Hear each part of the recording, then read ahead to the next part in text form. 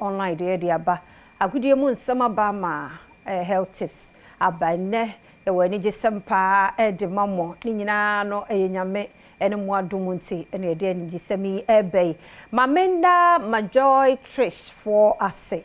majoy trish on madaroma on address me kama fe ti satade ene atade bia for occasion bia majoy trish oko Instagram omo ho medress o kama fe na ani gisemu a anopa mede ba nyina ne se ye nyina ye beka ya be 2 to 3 months ye baba you akuma fe ye de beto monim sebi ne ba no ntokro ni ho ne ade ti mo moa na ye mpesika nkɔhwɛ no nyame adom musika ne bai anese fo papa bi enso antena so je se wo mo adi akɔne aba menne ya bofra no bibia ye kama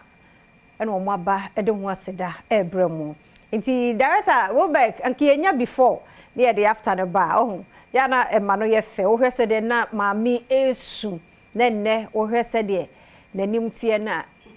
Erade aye nti eni before no na ye wo after ema pa me mo akwa aba nyame hira mo anese fo papa bi udi no na me refi na na efu akonadu na oba pa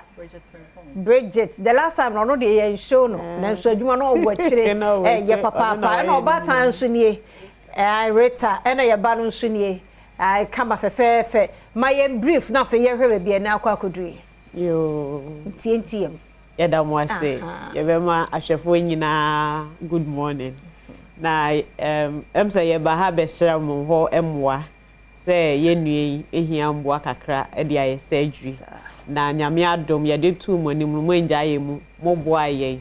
oh ema yetumi e de na kokolebu wa ye surgery ni se sia no otumi ekọ toilet ye bibia onko ngu ne ho onbo pampers first ne ye ba ye ne de na obo pampers na okọ toilet gu ne ho na ye ahometesem but enne nyame adom ene moa ene mo mpaibo ne ho ato no ama wa ye kama nti ye ba ye se de mo na ase ebrem wa ya de ye ntie oba Bridget nso oh sister anu ne wo kan say ye damasi bebre ewo nsubuwa kakra mo de boaye mpacho afi oba tan no ankasa nso ni on kai na de se sun bi ani o me so me de atiefo ase se na Nyankopon so me ba ya me de me ha oba ya mo aboa mi nyame nhira obi biara bebi amunya ska bi efre no Nyankopon san fan hyema na mo me da mo ase o mama honde mo aya de nti we de ya aseda nti se ne ya wie no way forward ne de na wo so ye afutuo be na obata ye de ama no sebe ya bibia nkobekire biom okay nti way forward ne se ya mane dro ena ya tre no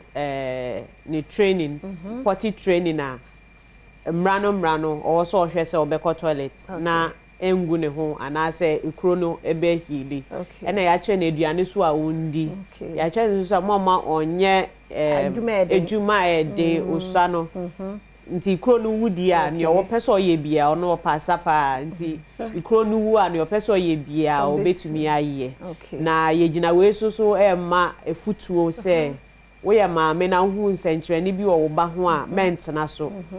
hwehwe mmoa ntem se ne ebe ya enha akwala no na mi show enti ye say obasa ko review bi ma na mpatra nekra o san ko review but ya said that ye dey baninti obekọ next week oh na say nye late na obetumi so akọ yo je say de mo mawie mo adwuma mo facility no wo hen na ja me pacho ye meme ye public health nurse ewo Esujaman district directorate na ye mami we ewo South Senche health center ni nyina we Esujaman ayeye akosommo mpacho ayin nyame hira mo ate mo ya de se mo free akosommo na mo bakolebu sa mami de wa ye ono na oye edwuma ne kese super nyame hira mo nyina baako nti ene ye mfansi he na aseda no na mo de ba yo ye da se na mo so mo ye kura yensem achede kitue bi na no so ene say mo de ma eye na Esther ne ba ya de ma anti efia wow ene mesampedu ene Adom FM ene we de mo asusu anye wa she se ye ba ye mo enja ye mu we Adom TV shane fe mo officer Blossom Foundation anya mo ye ma ye no ama ye hu se ye wa hoodin bia se mo ka ye ho a ye betumi abo afoforo nti ye pese ye so say ejuma nu na ye ye se papa na we de ye hu bi de o say hey my God nti so we di eni we di se o dem wa pacho ka ye say papa na oye ma ye no yedase papa Theodora enene ma me se wo modase yedase nyame hwamo ena me kofi die ni ena me zampedo oye kofi ena me so me ye efu na so ye efia Friday fo nyame hwamo me zampedo ye da wase ye hia ya ka ya asem wo je ye feel so na eye ya hoho a eye wanwan po wani a wa ya maye ye da se nyame enka mo ho na omama ho de na akwanya foforo ba yenim se ye ba mo besan etie ye da mo ase we dey me say me nkoa me sempa enti no on behalf of Adom TV any Badwam team no Mayenda Blossom Foundation for us nurse for papa bia omo aboa ma ye be na bibia ye kama se ye ka kire mu sese de eye no ye beba e wani jim omo aba be show omo appreciation ye da mo ase da me sham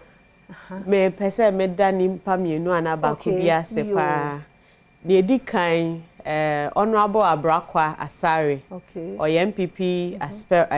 MP aspirant na asemisi ono na me di kan friend no na papa we to me share me nkran say me nko na me kohwehwe mboa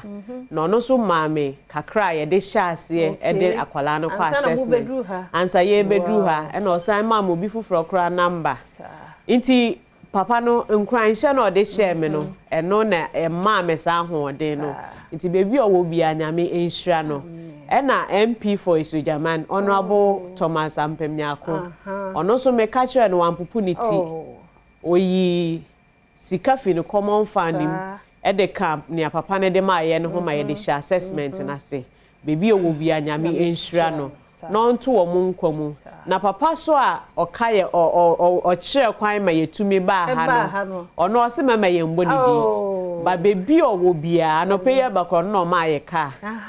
nyame nhira no na onya ne kese wa ma ye nso yehu adefefe ti se ya ye se ye da wo mase nyame nka wo ye da mu nyina ase sister we dia na ye tears of joy na ye da sesa nyame